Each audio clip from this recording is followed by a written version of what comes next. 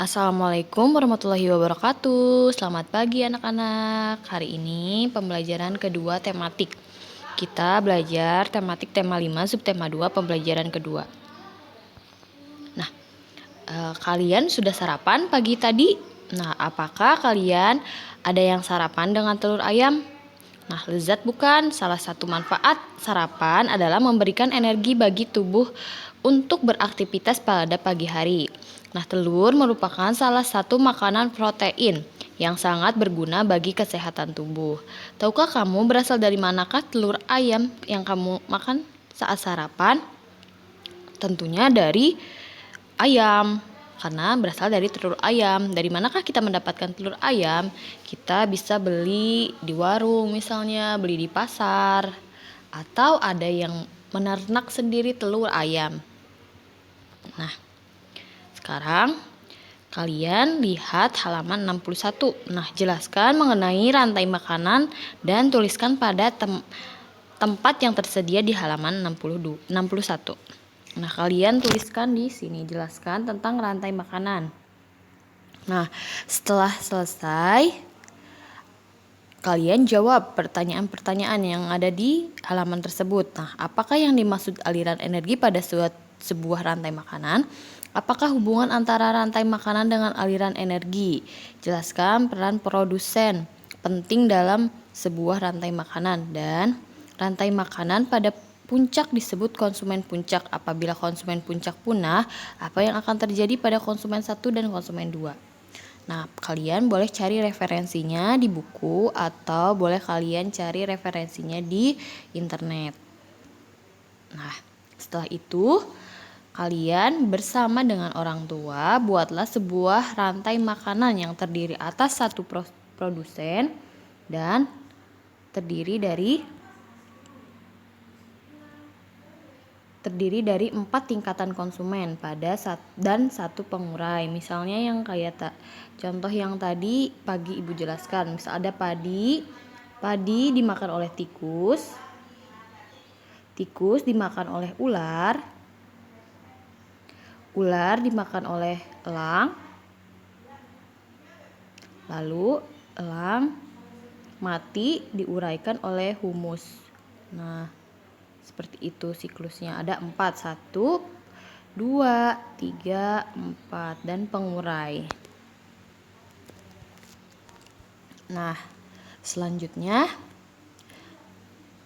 membuat karangan non-fiksi. Nah, kalian masih ingat apa itu karangan non-fiksi? Karangan non-fiksi itu karangan yang memuat tentang kenyataan atau tidak dibuat-buat, berarti membuat sesuai dengan fakta. Nah, pilihlah satu gambar berikut. Nah, kalian boleh pilih mau gambar belalang, kambing, atau paus. Nah, gunakanlah kalimatmu sendiri dengan bahasa Indonesia yang baik dan benar. Nah, untuk melatih kalian menulis juga. Nah, kalian berikut adalah daftar kosakata. Nah, di sini ada kosakatanya. Misal nih, Ibu memilih kambing. Nah, kambing merupakan salah satu bagian makhluk hidup biotik yang ada pada ekosistem. Nah, habitatnya adalah di hutan atau di perkebunan. Nah, lalu kambing merupakan hewan pemakan tumbuhan. Nah, kalian tulis lagi, kalian cari informasi tentang hewan tersebut. Nah, misalnya kalau paus merupakan salah satu makhluk hidup yang hidup di ekosistem laut. Nah, kalian jelaskan. Nah, habitat misalnya jelaskan yang ada dalam kosakata yang ada dalam tabel berikut. Nah, kalian buat di buku tulis. Kalian cari informasi sebanyak-banyaknya, antara kalian harus pilih hewan 1, 2 atau ketiga. Jangan tiga-tiganya. Hanya dipilih salah satu. Nah, setelah dipilih, kalian cari informasinya, lalu kalian buat menggunakan kosakata yang ada di bawah. Nah, Itu tugas yang ketiga. Yang ini tugas yang pertama, ini kedua, dan ini yang ketiga. Nah, keberadaan ekosistem juga dijadikan sebagai inspirasi dalam berkarya, seperti yang terdapat dalam beberapa tari daerah. Hasil panen yang diperoleh dari ekosistem sawah atau ladang dituangkan menjadi karya tari yang indah dan menarik. Beberapa tarian daerah juga menjadikan tindak tanduk hewan dalam sebuah ekosistem sebagai inspirasi tarian mereka. Nah, berikut adalah beberapa tari daerah yang mengetengahkan tentang berkah Tuhan lewat ekosistem di sekitar. Nah, ada tari tradisional Camping Ngacak yang berasal dari Lamongan, Jawa Timur, menceritakan tentang kehidupan petani. Tari ini menggambarkan para petani yang sedang bekerja mulai dari menanam, merawat, hingga memanen padi. Seperti petani sebenarnya, para penari juga mengenakan camping. Camping merupakan penutup kepala yang biasa dikenakan petani saat bekerja di sawah. Camping berbentuk kerucut terbuat dari anyaman bambu.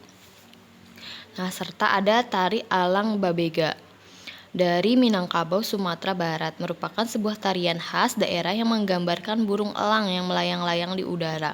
Burung elang ini mengepakkan sayapnya mencari mangsa, kemudian menukik dan menyambar mangsa tersebut. Nah, setiap tarian daerah memerlukan perlengkapan atau properti yang dikenakan penari pada saat menarikannya. Properti tari biasa jadi berbeda antara satu tarian dengan tarian yang lain. Properti yang digunakan menjadi ciri khas tersendiri tarian tersebut. Bahkan beberapa properti tari dijadikan sebagai nama bagian tari tersebut. Misalnya, payung yang digunakan dalam tari payung atau camping yang digunakan dalam tari Camping Ngacak. Nah, selanjutnya kalian kerjakan dan ayo berlatih. Nah, kalian cari nama tarian, misalnya tari topeng, propertinya topeng misal. Nah, lalu menurut pendapatmu, apakah properti yang digunakan memperkuat pesan yang disampaikan oleh tarian? Nah, kalian tuliskan di sini. Lalu sebutkan tarian yang menggunakan lebih dari 2 properti saat menarikan. Nah, kalian cari apabila ada menemukan tarian yang menggunakan 2 properti. Nah, selanjutnya untuk merangkum atau untuk lebih memahami pembelajaran yang telah kita pelajari, kalian kerjakan ayo berlatih. Nah, apakah peran produsen, konsumen, dan pengurai dalam sebuah rantai makanan? Menurutmu apa saja yang dapat mengganggu rantai makanan? Nah, kalian jelaskan. Serta apakah yang dimaksud dengan properti saat dalam seni tari? Nah, berikan contoh properti yang kamu ketahui. Nah, sekian pembelajaran untuk hari ini. Kurang lebihnya Ibu mohon maaf. Apabila ada yang tidak mengerti atau tidak dipahami, boleh tanyakan langsung kepada Ibu. Ditutup. Wabillahi taufiq wal hidayah. Wassalamualaikum warahmatullahi wabarakatuh.